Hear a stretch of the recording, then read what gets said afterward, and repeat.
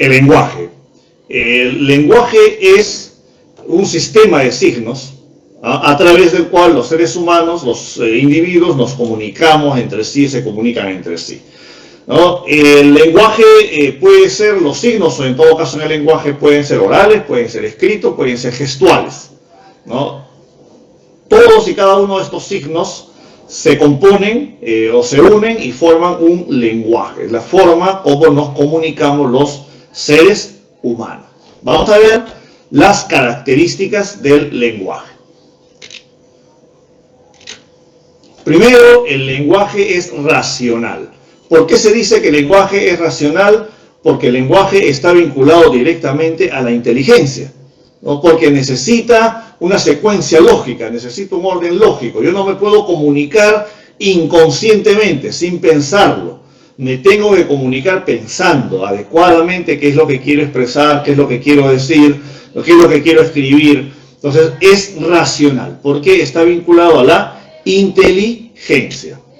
Es universal. ¿Por qué? Porque todos los seres humanos utilizan el lenguaje, ¿no? Puede ser diferentes idiomas o lenguas. Yo puedo ir a Japón, puedo ir a Australia, puedo ir a África, a Europa, o puedo ir a la selva más recóndita. Donde hay seres humanos, nos vamos a encontrar que todos los seres humanos, sin distinción, utilizan el lenguaje para comunicarse. Por lo tanto, es universal.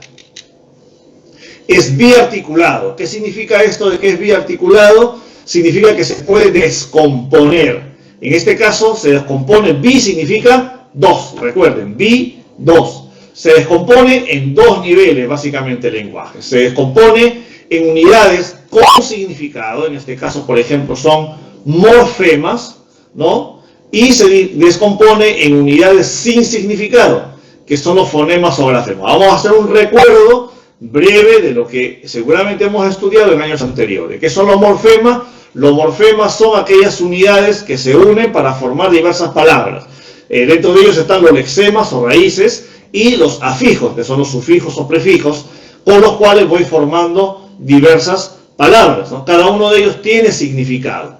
Pero también están los fonemas. ¿Cuáles son los fonemas? Los sonidos que yo emito. ¿Cómo suena la A? M, A, ma. A, ma. ¿No? La N, el por sí mismo no tiene significado, ¿no? La A por sí mismo no tiene significado. Los uno, ma, y recién adquiere un significado, ¿no? Y los grafemas es como yo dibujo los sonidos. Lo dibujo, ¿no? Un símbolo con esas tres patitas que nos han enseñado a escribir desde que hemos estado en la escuela.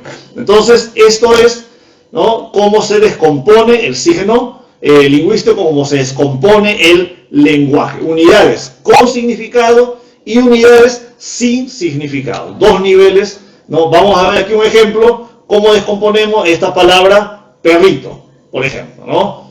Tenemos en morfemas, per, que es la raíz de esta palabra, ¿no?, que nos sirve para poder formar varias palabras: perrero, perrera, perreo, ¿no?, bailar como perro, ¿no?, perrera, donde vive un perro, ¿no?, y en este caso perrito, es un perro pequeño, pequeñito, ¿no? Entonces eso tiene, cada uno de esos tiene significado. Per, que significa un perro, un animal, ¿no?, con determinadas características, y la terminación ito, que también tiene sus propias características.